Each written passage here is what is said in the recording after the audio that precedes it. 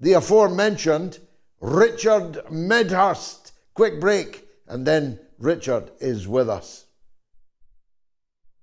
Eyes there. There's no break. There's no break for me, Richard. Why should there be? We're in desperate times. Tell us, Richard, please, first, is there going to be a ceasefire or not? And if there is, how likely is it with this gang in Tel Aviv that it will last longer than it takes to exchange such prisoners as Israel hasn't managed to kill yet? Hi, George. Thanks for having me on.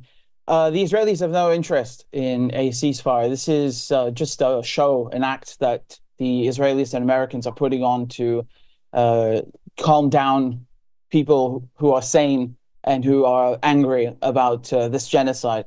You know, there's something that we have to understand, is that the hostages, the Palestinian hostages, they've been sitting in Israeli dungeons for many years, and the Israelis, they pretend like they want to have an exchange, but they just keep on refusing the offer that was there on the table since day one. Since day one, it's been the same offer: get out of Gaza, allow people to go back to their homes, and give us everyone that you've put in dungeons. Remember, these are women, these are children, these are men who are locked up without charge, without trial. And I should remind people who are listening that these are British laws that are used to lock them up. I don't mean copies, I mean actual British laws, colonial laws from the emergency defense regulations. The Israelis apply them on our behalf. How nice. And so there's no ceasefire in sight, and they're playing cat and mouse with Hamas. You know, this is something we really have to be clear on. This Ben Gvir is not interested in a ceasefire. He just wants to kill everyone.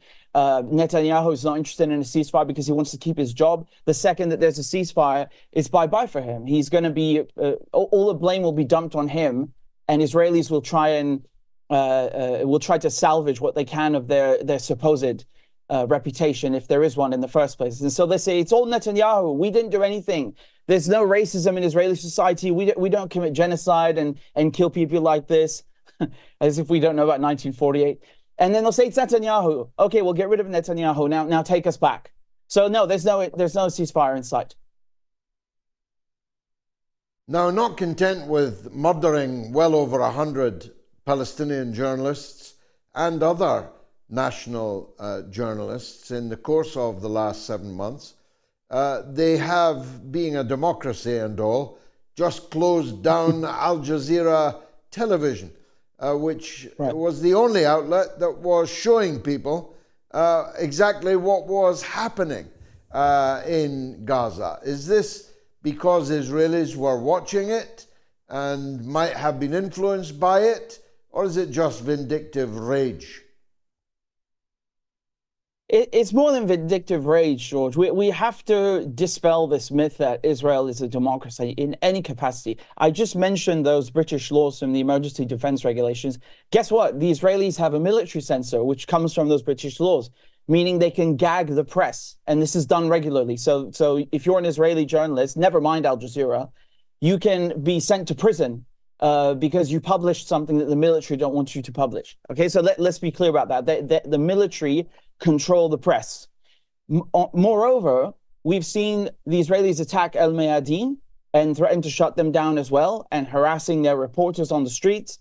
They've done the same thing now to Al Jazeera, where they've shut Al Jazeera down, and they've made it illegal to stream or broadcast any part of their service, because we have to remember they are, as you pointed out, the only ones on the ground who have actually captured a lot of the footage in Gaza. But again, a lot of credit also has to go to El Mayadeen. They've both been good, but in English, it's definitely Al Jazeera. And that's a danger to them, because the Israelis, while they're committing genocide, they worry about their reputation. That's why they censor people, they fire people, they harass people. And so now we have Al Jazeera being officially banned.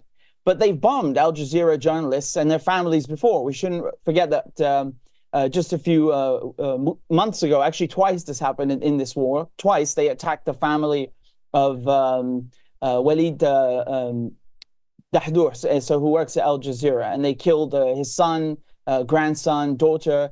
So that's what Israel does to journalists. They murder them, and now the count is above 140. And yeah, very democratic, as you can see, George. Will this mean that Al Jazeera will have to move their outfit out of Gaza, which is illegally occupied territory still, and therefore Israel presumably has the same legal right over that it does over the territory as a whole? Will Al Jazeera now do a runner, or will they continue to bring us the very brave and brilliant coverage in English that they have been doing? Yeah, so George, the Israelis, they use the Geneva Convention as the legal basis for their occupation. But the Geneva Convention says clearly you can't use this to annex territories and just stay there for decades, which is what the Israelis have done. So therefore, anything the Israelis do in the West Bank or Gaza is by definition illegal because they have abused the Geneva Convention. Moreover, these laws that they have about banning Al-Mayadeen and banning Al Jazeera, they're not allowed to go and impose them on other people's territory. It's completely forbidden in any capacity, with or without the Geneva Convention. And so they will just come and say that, well, these are terrorists. They are giving air or oxygen to Hamas, and so therefore they're legitimate targets. This is their reasoning, right? Inside, quote unquote, Israel and outside. And so they're very shameless about it. They're very shameless when they speak in Hebrew about how they just want to murder the journalists. And they will just use this as a legal basis inside of the colony called Israel to go and hunt down the crews, the camera crews, the journalists. And I don't think they will leave. I don't think that they're going to do a run. I do think that they will stay in Gaza and they will continue their coverage. And we should salute them for that because they're really risking their lives and their families' lives to do it. Now, of course, you mentioned Al-Mayadeen, a camera crew and reporter of theirs, were actually murdered by the Israel occupation force in Lebanon earlier in this latest round of the conflict. And there was another atrocity this day, wasn't there, in Lebanon? Tell us about that. Yeah, so they have bombed camera crews and journalists that are not even in Gaza, right? I think this is something we should make very clear. I mean, even if you are in Gaza, that's not a reason to be killed because you're a journalist in Gaza. But just to show how vindictive the Israelis are, they are firing into Lebanon. So this is South Lebanon, but the north for the Israelis. They're firing into South Lebanon at groups of journalists where there is no battlefield, there's no combat, it's not even an urban area. These are wide open fields. And they just fire at them with tanks and they kill them. And it also extends to the bigger Western ones. Like, for example, Reuters, they had one journalist, Issam Abdullah, who was killed in the start of the war. And what's disgusting is that Reuters, they act like they don't know what happened.